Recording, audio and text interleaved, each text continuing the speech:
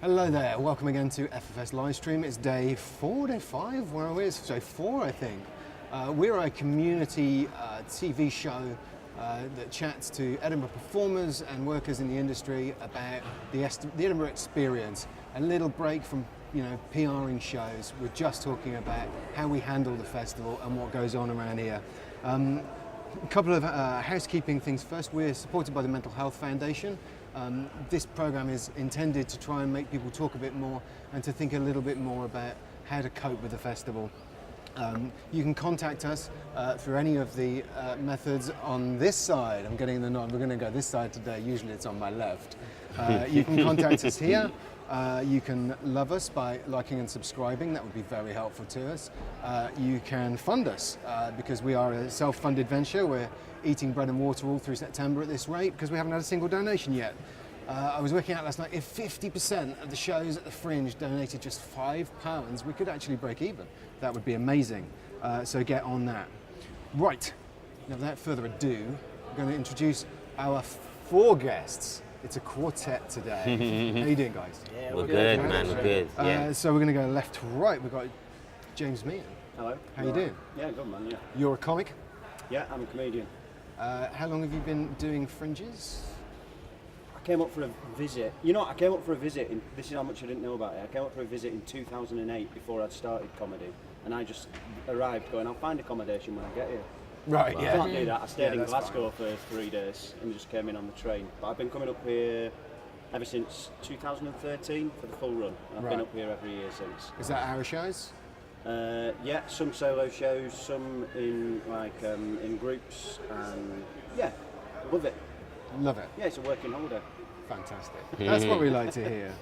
And we also have, I'm very excited because we've actually got some actors today from The Fisherman. Now, as I was saying, we don't normally allow people to plug shows, but these guys are on just down the road at the Assembly. There we go, that's them. This is Valentine Olakogu and Michael Ajao. And this is your first Fringe. Yeah, first Fringe. I've actually visited the Fringe before.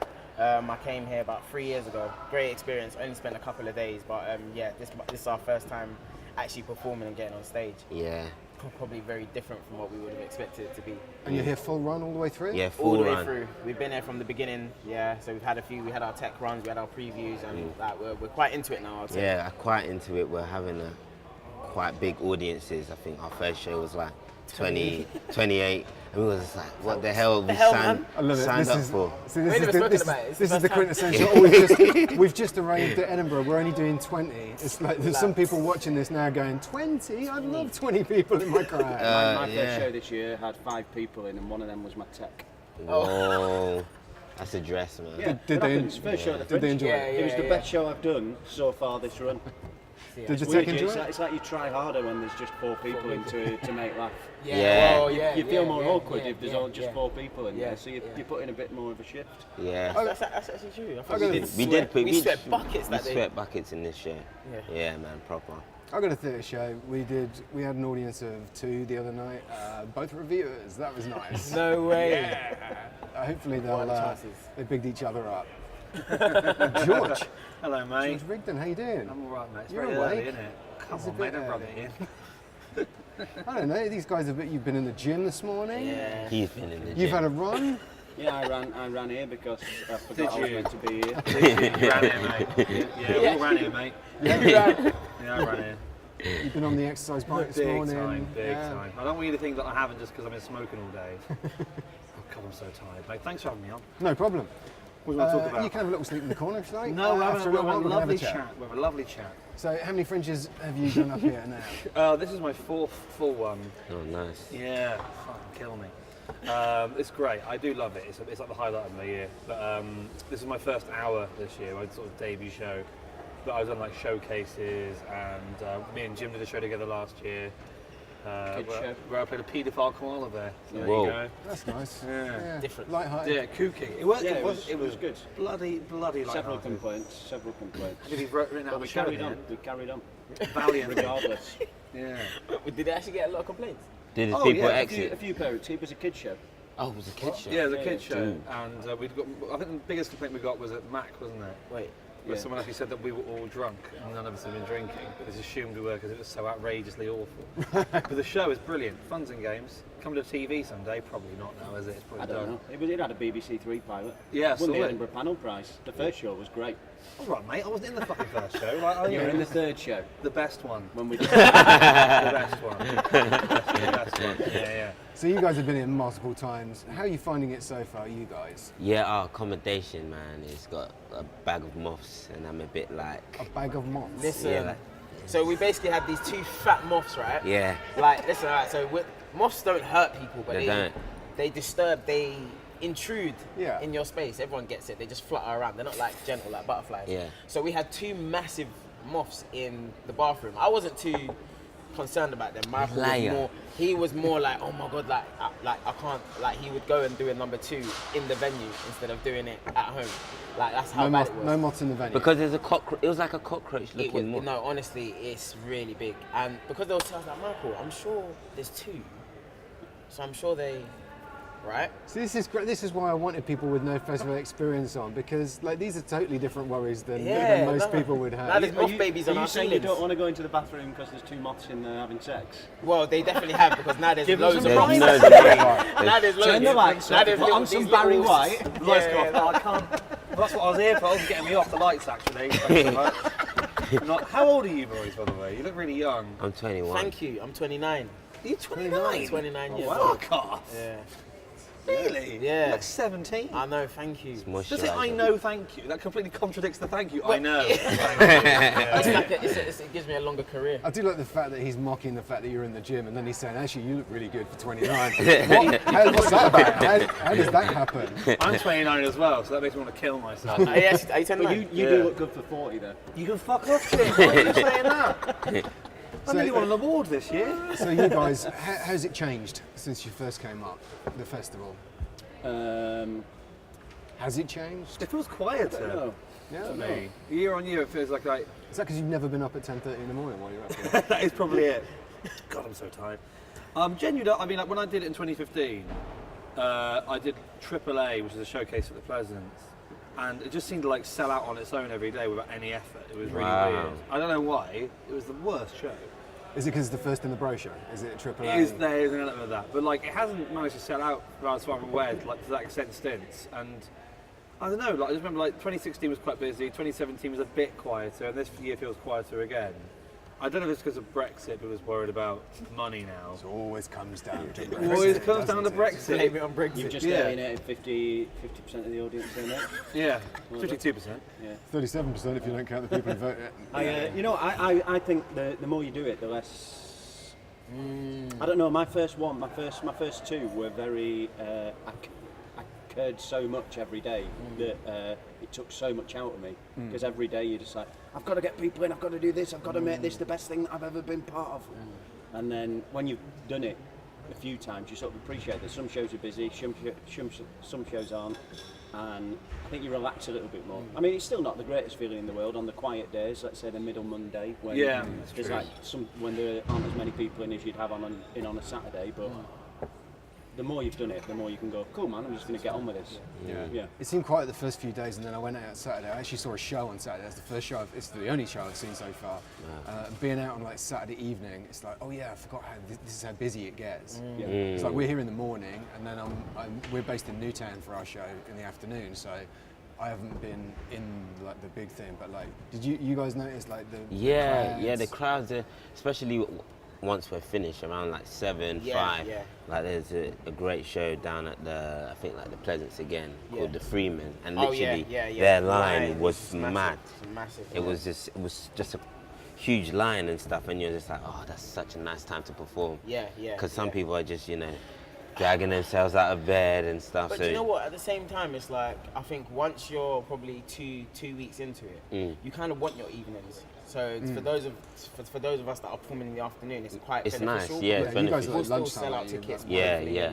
and, we get the whole evening to go watch loads of amazing plays. But like he's at 9:45. Yeah. And he misses the evening basically. He can't get. And get pissed, he even can't- like the way we fly, we're quite chilled. we Like just literally play music, loads of music, and we're walking down the street, Drinks. sit down, probably pour a little drink, have a drink, and then people approach us, we're like, yeah, take a flyer, man. Yeah, like, look, come that's see. us there, we're right there. yeah, It's And you just guys are easy. busy in this show because you two play all the characters. Yeah. Yeah. we We play- play like 5 characters each. Yeah, we've actually sweated a lot in Edinburgh. And I don't really go gym, but you know, I've Yeah. been getting a bit Yeah, fitter. he's got much fitter as well. Yeah. We both got fitter, definitely, man. It's all the same, walking you same. do all day every And day, yeah. I think, isn't it? So much walking. Yeah, So much I need to start walking. counting my steps, man. And hills, Yeah, lots of hills. yeah.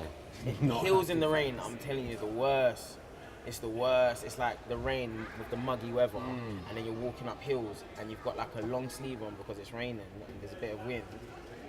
It's just like, this is not London. Why are you acting like London? Why is this weather trying to be like London? Because about 90% of people that are here are have From come up London, from London. freaking brought the weather with us. That innit? Crowded House song, isn't it? Edinburgh Festival Fringe, London's finest showcase of Yeah. spoken word. The Yeah, locals, and it is the locals spoken are not. The locals are not very. They're not very. They don't seem as welcoming to the festival as I thought they would be. I think some are, some aren't. I think some are, with yeah. with the firing, I think you have to sort of, you get wise to it the more you've been up here. You can see people and they look like they've just come out of work. Doesn't They're matter. people who aren't going to be like, yeah, give us a fire. Yeah, it's all about We're eye based in contact. Haymarket as well, Yeah. so we Yeah. get a lot of. Worky Yeah. people, yeah. City boys. Yeah, Yeah, if someone's just coming home from a tough day at the office, Yeah, from they Canary don't, they don't Wharf, want just coming home 200 to- people on the way home just going, come and see this 5-star comedy, you can get it for free. My phone died. My phone died the other day, and I had to go to the mobile shop to get a new one. Yeah. And I found myself flyering the woman who was serving me. It's like I kept it natural. She was getting me to sign contracts and stuff, so I thought I'll flip her one. Yeah, as just well. do swapsies, innit? Swapsies. Yeah, exactly. I'm buying a contract off you. The bit where Come I and fly see the it show. is on like a T-junction as Cowgate goes up towards the Tron. And there's loads and loads of tourists there at the bottom who always get the phone out on Google Maps looking for where they're going. And literally every single one of them I go over and go, I'm not going to fire you, can I help you find where you're looking for? And then they'll tell me and I go, I don't know where that is, here, I'll fly. Quick chat on, because I love to touch, this is a touchy subject for our lives, but quick touching on reviews. How do you feel about that? So you guys are more experienced. You're used to a lot of reviews. No, actually, because I mean, Because people don't come and review your show. no, they know what to expect. They're like, no, we know it's a 5-star. Let's just not bother. You know, it's a waste of time. Well, it's as my first hour, it's the first time I actually got reviewers in. First thing that I've done on my own. We got a few reviews last year for the kids show, and most of them said like the koala was a disgrace. Some kids reviewed it and they loved it then. Yeah, they loved it because they didn't know what was Johnny meant to be. Vegas was in it, he played the son, you know like the son from Teletubbies? Oh yeah. Johnny Vegas, we had a video of him being the son, Yeah, but it just was being great. like an alcoholic son. Right. Yeah, So, it's- so there was a kids show. There was some booze. That's the kids. That's sort of the. It's called Funs and Games, but it's purposefully meant to be like appealing to adults as children. There's lots of adult jokes in there, but they all go over the kids' heads. Yeah. That's the point. Yeah.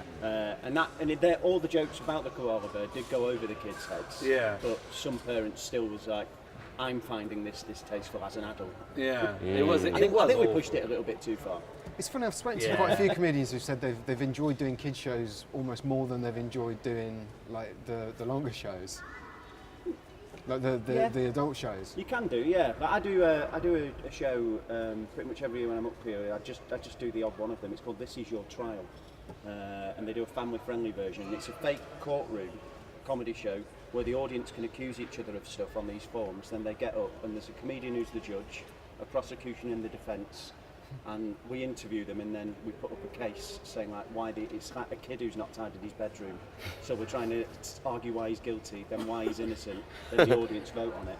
And it's so much fun. Then we bring Sounds fun. Because kids are so much more into it than adults. Like, no, I'm not guilty. Or sometimes right away they're just like, yeah, I'm guilty, I never tidied my room yet. You're ruining the show. It's a bit harsh because some of those kids are still in prison to this day. Yeah, and we yeah, need we to do get them sentence out. them quite heavily. Yeah. Yeah, got to come down hard on those kids. You guys, you've had reviewers in so far. Not in not in Edinburgh, Edinburgh. but Do you dread it? Do you?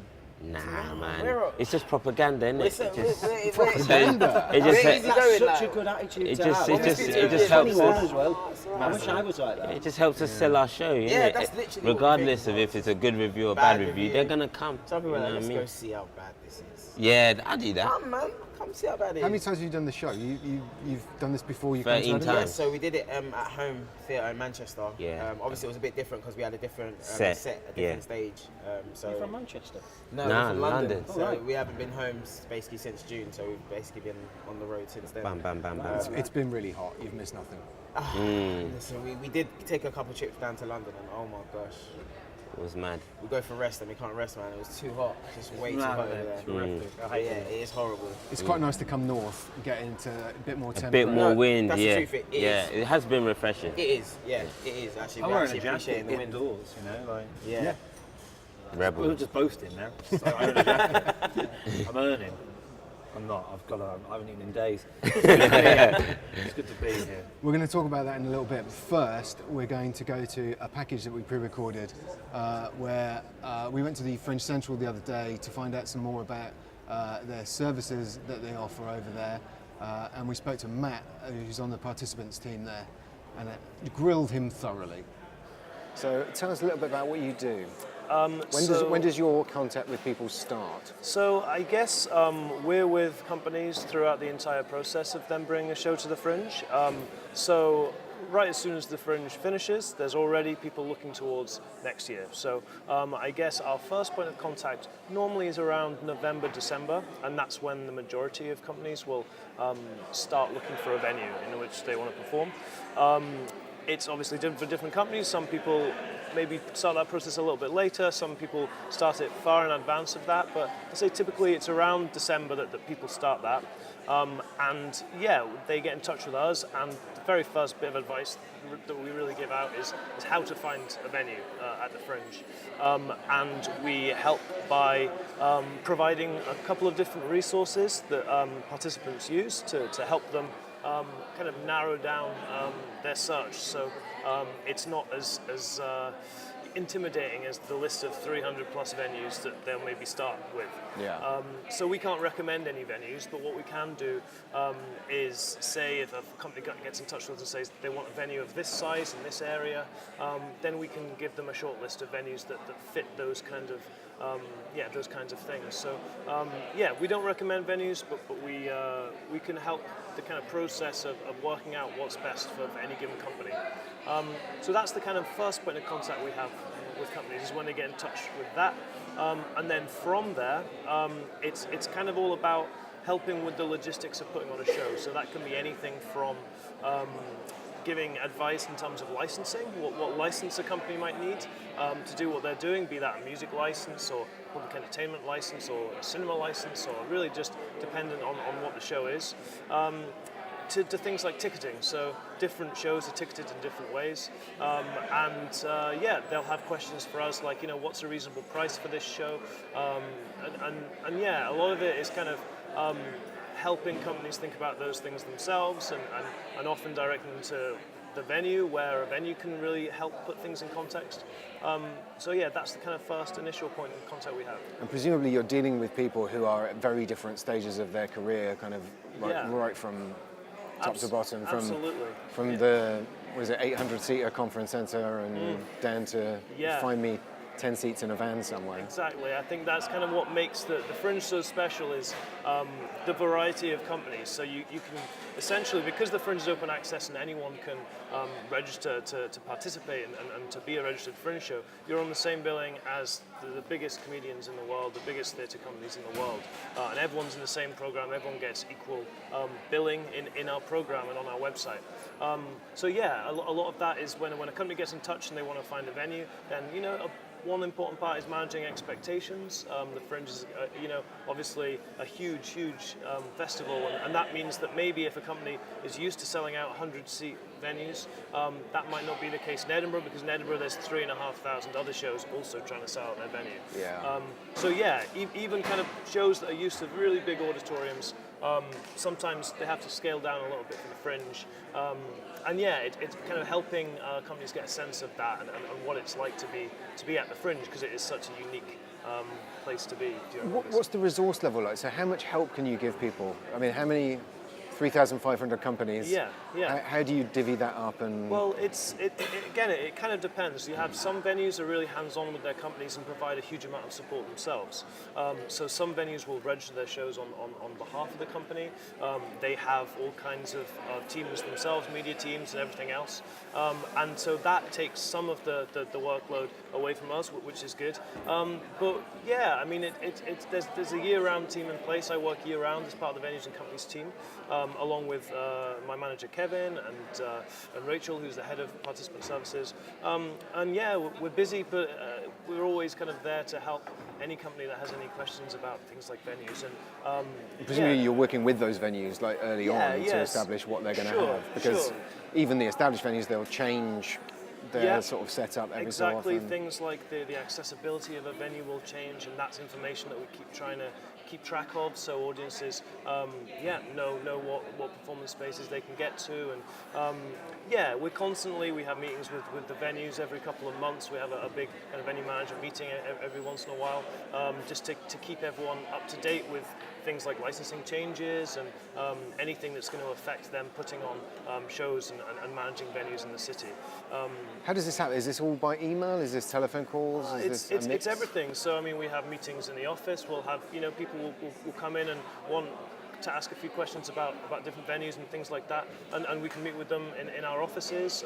Generally, emails often the easiest way to start off the conversation, because we can direct people to all the resources we have on our website that it's good to get a grasp of before we then actually meet up, because obviously we like meeting with people and speaking in person, but at the very start of the process, the most helpful thing to do really is to say, have a look over this, get a grasp of what the Fringe is, and then when you get more specific questions about, okay, what's the advantages of having a venue with a box office, for example, then that's when we can give more bespoke advice and sit down with someone and yeah. But I mean, our office is open 10 till 6. We've got phone lines that people are always getting in touch with, and emails and everything. So yeah, just the whole spectrum. And we're speaking on day one of this Fringe. When do I start talking to you about next year? If I can bear to think about it at this stage. Well, I think now is as good a time as any. I think if you're looking to bring a show to the Fringe, the best time to start thinking about it is during the Fringe, because that's when you're going to get the best sense of what the Fringe is and what the different venues do and what all their programs are like. And if you're researching venues, August is the best time, because outside of August, a lot of the venues aren't there. So just having a walk around the city and speaking to venue staff, going to see shows and venues you're interested in, to get a sense of the different kinds of companies that you'd potentially be alongside when you're performing. So yeah, definitely. And if you have the opportunity to come to the Fringe before performing at the Fringe, that's a really beneficial thing. And And once the Fringe is up and running, are you counselling companies? Are you just on the hotline the entire time? So we do lots of different things during August, as we do kind of in the lead up to and after. So we're managing various resources that we have in place to help participants. So everything from getting discounts from local businesses that registered participants can take advantage of. 20% off Barbarito. Exactly, yeah. And we have things like, for example, we host performance opportunity listings. So when a company or a show or a venue has a particular slot that they want to fill with performers, then we list them on our website, and it's a good kind of marketing opportunity for the companies. Also, I spend a lot of my time in August coordinating the music licensing for the festival. So a lot of companies obviously will use music in a way that will require them to have a license. So a lot of my time in August is helping with that and advising with that. And we have a deal in place with PRS, who are a music licensing organisation in the UK. So Fringe Central is very much the hub of it throughout August. Absolutely. And this is where people should come as their first port of call. I think so, yeah. Just straight to the reception and tell people what they need? Exactly. So if they have questions, we have the media team, who I think we'll be speaking to later in the arts industry office. So if you have any questions about anything in those areas, then the stewards, the Fringe Central assistants can help direct you to the best person to speak to. And if anyone has any problems with any aspect of their show, be it a venue issue or just some difficulty they're having with the logistics or whatever it is they're doing, then yeah, ask for us and we can sit down and talk it through. You're offering to help. Indeed. How many people do you think you'll be helping this Fringe? Many people. I mean, I guess we get Tens many, of thousands? I'm trying to think how many companies we have. I mean, obviously it's 3,500 shows. Each of those, I mean, a lot of them will be one-person companies, but then you'll have companies with 50 people in it. So, Right. yeah, we'll be speaking From to all a lot over of the people. world as From well. all over the world, yeah. Se habla español. Indeed, yeah, not too good. But yeah. And what time are you open? Is Fringe Central open? Fringe Central is open 9 till 8. We will double check these it's probably details. best to check We will with, have these Katie details. will know all these things, but We'll have the details on the screen. I'm here 10 till 6. Right. So yeah, anyone that has any questions about venues and companies and bringing the shows to the Fringe and anything like that, yeah, 10 till 6 is the best time to get me. This friendly face. This face. This friendly face right here. Thank you so much. Thanks, Jamie. Cheers. Let's talk about all sorts of things. Hiya, we're back. We're just spent a little while that package was running, pitching shows to each other. So we've got a list, and maybe you'll find out what they were later on. Some of them are getting really bad mouth, and no, I kid. Right, so in this half, we're going to talk about coping. So how you cope with the festival. So to the level old hander heads, how do you get through the month? Wow. What are the important things? Self-care is very important because I mean, it's probably the same for anyone doing the Fringe generally, but like I think particularly as a comedian, because most people who do comedy have suffered or currently suffer from like mental illness. Myself included. I've had like at least 2 legitimate breakdowns because of the festival. Just because it's so intense and constant and exhausting, and you put a lot of pressure on yourself, and you create your own pressure, but it's because you want to do well. So I think it's just kind of like having a good network of people around you. Like, because the great thing about doing this, especially as a stand-up, is that like the people you work with or your friends are all in the same place for 1 month a year, and you can always you just make the move to like be around the people who make you feel okay about yourself. Because it's so easy to get caught in the trap of like, oh, this person's getting this person's getting that, when you can just focus on you and try and have a nice time. It's easier said than done. But speaking from experience, and also try not to like drink too much. Yeah, that's a constant piece of advice. Yeah, because I'm a recovering alcoholic, and I spent the last year's Fringe every day I was hammered, all day. I was either drunk or high. And that was just how I got through it, because I couldn't really deal. Like, I mean, I have my own stuff going on outside of comedy, but like that was the kind of the day to day. That's the way I dealt with it. But this year, like completely sober, and it's actually a lot more fun. I mean, I feel more relaxed. I feel less stressed out. I'm not ill. I haven't shit myself yet. Excellent. That's always a good festival. Yeah. I last year shit myself all over my flat. Fortunately, the pricing of alcohol is actually making that a natural move, like driving everybody sober at the moment. Yeah. You just It's drink more alone than in your London. flat now because it's cheaper. BYOB. It's just like I think you have to prepare in advance, because the festival is a marathon. You're here for a month, you're doing the show every day, it's full on. And you don't turn up to the start line of a marathon without training before you do it, otherwise you're not going to make it all the way through. So you need to be in the right headspace beforehand. I agree with what George said about having like the right people around you to turn to. I also think it's really easy to get sucked up into thinking that it's a big bubble, the Edinburgh Fringe, and it almost seems like it's the whole world. So I think it's really important, once a week, go for food with your friends, don't chat about what's happening up here. Have like BBC News or a news app on your phone so you can see what's happening outside. Have someone who's not in the festival who you can just chat to about life outside of the festival. And yeah, just understand that, like, one of my friends has a big poster on the wall of the known universe that they bring up to every Edinburgh Fringe to go, this is literally nothing. Because it can seem like everything. When you're doing this one show that you've spent a year creating, like, you want it to do well. Yeah, that's so true. Yeah. And you really, really do want it to do well. Like, it means a lot to you while you're up here, but you need to sort of understand at the same time that, like, it's just a show. Like, the life is more important. Yeah. That's solid stuff. I mean, Brennan Reese was on yesterday, and he was talking about like the fact that you just forget that there's a world outside, and this is all pretty ridiculous. It's just it becomes a kind of month where you're just focusing on one thing. You realise there are people in the audience as well, when they're coming to see your show, they just want to be entertained, whether it's comedy, drama, music, whatever, they just want to be entertained. They've not got the same investment in it that you do, and sometimes you can forget. Like, you go on stage and because you want to do so well, if it's not going 100% perfectly, which it never does, it never goes 100% perfectly, you'll just focus on the negatives because you care about it so much. You've got to understand that those people just come to see a show. If you do your show, they'll walk away, they'll enjoy it. It's happened once to me already, this Fringe. My girlfriend's parents came to see my show, and afterwards they were like, that was really good, really enjoyed it. And I was like, yeah, but this went wrong and this went wrong, and then my girlfriend said, shut up, they paid you a compliment, just accept it, man. They enjoyed the show. Like, just don't focus, like, enjoy the fact that you've worked hard, you've got a show, just do the show and then go home and have a brew.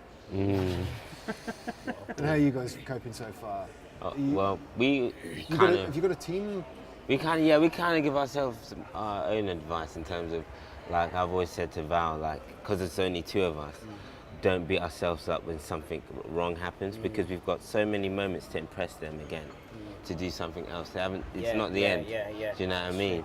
And it's hard. Even I'm working on that same advice every day, because you know, something wrong might happen, then I'll go to Val like, oh bro, did you hear me? I said the same line twice or whatever.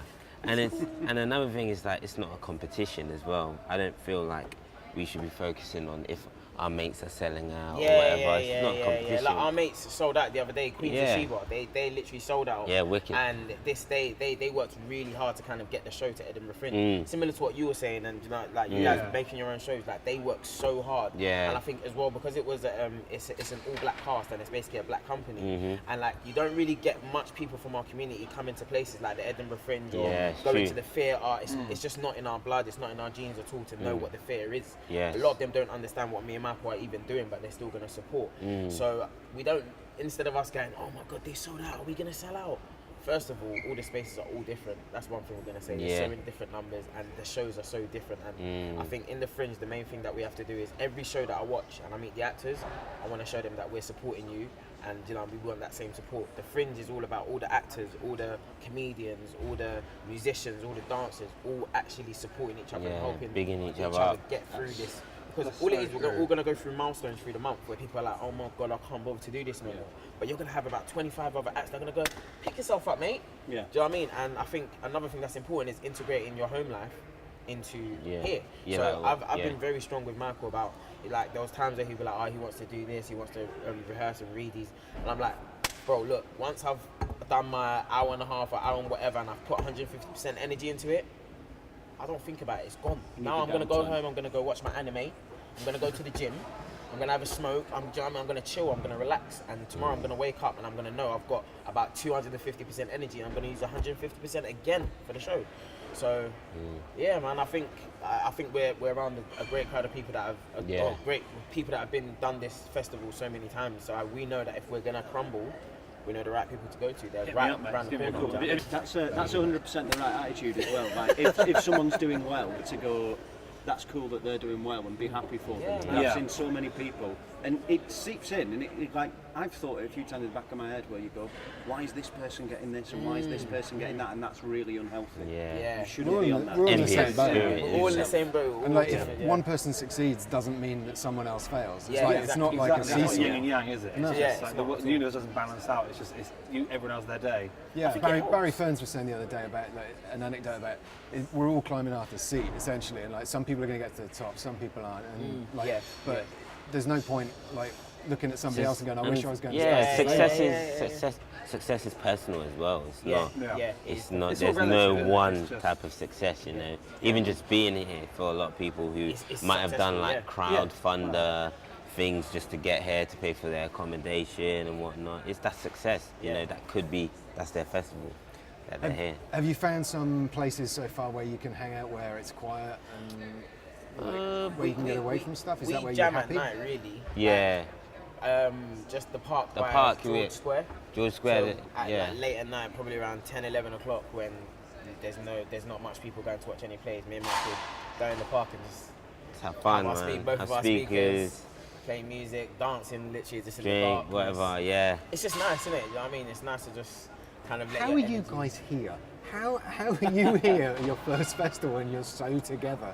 Or Yeah, did- man. It was like, you know, it's like Amazing. shit. Oh, we've worked together There's a lot of people before. watching who are thinking like, get them back in 3 years' time. They'll be under the thumb by then. Honestly, I think it's life experiences. Yeah. Honestly, I think We don't have that. everyone's kind of been through like horrible experiences. Like last year, I went through a heartache, and there's nothing that will break me more than that. And 6 years ago, I was in prison. There's nothing that, you know what I mean? These things are not worse than being here today. So I know that being, you know, incarcerated or locked up in a small confined space, I can do that. So put me in a festival, put me in Edinburgh, like massive Edinburgh. Come on, man. This is not a prison. This is a completely different experience, man. And we have each other. Yeah. We've got each other, literally. He's like a brother. Like we've got through this together. I've had moments. I had my wallet stolen. I had bird shit on me. I've had the work. I've had about That was funny. Since you've been The moths, just don't in forget the general, moths. just The like, moth. The the randy moths, like, moth. honestly, yeah. So yeah, we've got each other, man. We've Yeah. got each other. So yeah, we'll get through it, man. I think if we were alone, I think we'll have rocky moments if we're by ourselves. If I was by myself or if by myself, we'll have rocky moments definitely. I envy what you guys have. I feel so alone now. You're not alone. You're not alone now. We're all in it We're together. all here together, man. I think I'm moving in with you guys, is that okay? This year I'm much more mentally healthy. Healthy, yeah, Like, that's mentally good. prepared. Last year I wasn't in the right frame of mind. I Yeah, me neither. shouldn't have been up at the festival. I don't think beforehand. I knew I wasn't ready to come up, but I had to. For some reason, pardon me. For some reason, last year in the middle of it all, it was really getting to me. I decided to quit comedy and then spent £3,000 and trained to become a barber for some reason. Now I'm a qualified barber. Still good, though. For no reason whatsoever. You can cut your kids' hair. 2 weeks later, I was like, no, I'm not giving up comedy, and then just carried on, and I love it more than ever. But I was going through a tough point Tough at the time. period, yeah. We've spoken about the barber thing on email. Yeah, yeah. You're actually cutting people's hair while you're up here. Yeah, other comedians' hair. I've got a few people booked in today. I try doing like 1 or 2 in the morning. Wow. Can you do show back in the sense? Yeah. Well, like a fade, like. I mean, I've only cut one black person's hair before, and Wow. it went okay. I'm brand new. So basically, if it goes wrong, you can't blame me. Have you got a picture? Yeah. But Take a picture, man. Photo evidence, man. But I'm cutting people's hair at the Fringe, Wicked, comedians' man. hair, recording it, chatting about mental health while doing it, because that's great. what I went through when I was mentally unwell. And I'm charging them a tenner at a time, but a fiver of that is going to Calm, the mental health charity. Oh, that's amazing, dude. We don't like plugs, but we're going to allow that. Yeah, we're going to allow hair that's a- plugs. Yeah, it's nothing to do with my show. There you go. My show's really sad. Actually, it's really sad. It's about sad. Is that the right camera? It's about sadness. It's about sadness. What are you looking forward to most? What do you mean? In this life- festival. In this festival? Yeah. Being nominated for Best Newcomer, probably. Yeah. It's not going to happen. I don't know, man. I mean, I guess like, the thing is, I think I was dreading it so much because I had such a tough time last year. Not professionally. That's the thing. Like, I don't know about you guys, like how you find the shows going for you, but like, I've always kind of like come to the Fringe every year, being like, oh god, it's going to be horrible, and then it's actually been really nice. The gigs have gone really well, but everything outside of that has been like, my life is falling apart, and that's kind of how it's been. And this is the first time that I sort of come into it with my head kind of like Jim was saying, my head's kind of in the right place, and You're just giving the camera the visa.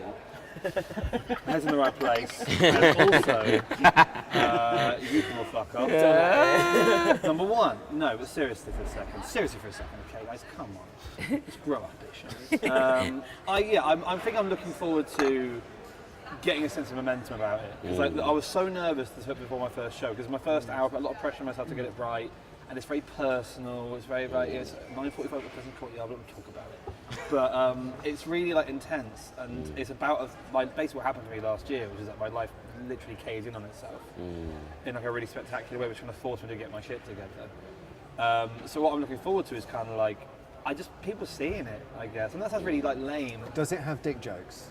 It does. Okay, just Four, checking. actually. Just checking. Well, I Four mean, dick no jokes. spoilers, but yeah. If you want a little spoiler, come see the show. No, but yeah, I get it. I mean, I always look forward to the social aspect of it. Doing the show's the best bit of every day. Yeah. That's the bit where all the mental health issues can go out the window. Because you just do it in front of an you're audience. performing. That's the bit where you're 100% You're not be thinking yourself. about anything else. Yeah. And you're somebody else. Yeah. Also, it's my 30th birthday on Wednesday, so that'd be fun. Look forward to Time to that. get back on the wagon. Yeah. Back on the wagon, boy. That's Come on, when's Rigden. your day off? 13th. Oh yeah, Same. I think everyone's gonna get Yeah, halfway party, mate. It's gonna be No, absolute honestly, it's carnage. fucking better, man. Well, I'll be on the honestly. plane, I'll produce crying. Everyone's off on Monday, and I think everyone deserves it. we might be off on Tuesday. I can't remember when we put down. I'm Sure, we'll get it in there. I'm from like a scumbag council estate in the northwest of England, and so I don't like paying £5 a pint when I'm up in Edinburgh because it's really expensive. So what I do, in some places it's like £5-6 a pint. Wow. Like, Oh yeah, it's cheap in London. it can be like £3, £3, £3.50. yeah. London's the most £54. expensive in the country. But I got with my PR and my agent and stuff. I managed to wangle my way into about 7 different parties throughout the Fringe where they have a free bar. Few And that nibbles. for me is the only time I drink. My PR did a thing where it was a meet and greet yesterday and you just had loads of beer and I was like, fine, I'll drink at this point because I'm not paying for it. Canapes, few nibbles. Yeah, sometimes Speaking of nibbles, where's my a few fucking canapes. croissants? Yeah, you're fine. Yeah. Don't you get discounts or anything in any of your? Yeah, in a couple of them. But you know what? not I'm such a cheapskate that I just. No, I hear that, man. It's No, not that I've not got money. It's just No, that I've been man. brought up not to. Yeah, not to spend not to stupidly. spend. Frugal. If you can get it cheaper, then get it cheaper, innit? I wish I was more frugal. Gentlemen, we're going to wrap this up now while we go look for George's pastry situation. Thank you. We're Yes. going to deal with that. Thank you so much for watching. We're going to be back again tomorrow with some more guests. In the meantime, stay hydrated, have fun, and stick together. We'll see you soon.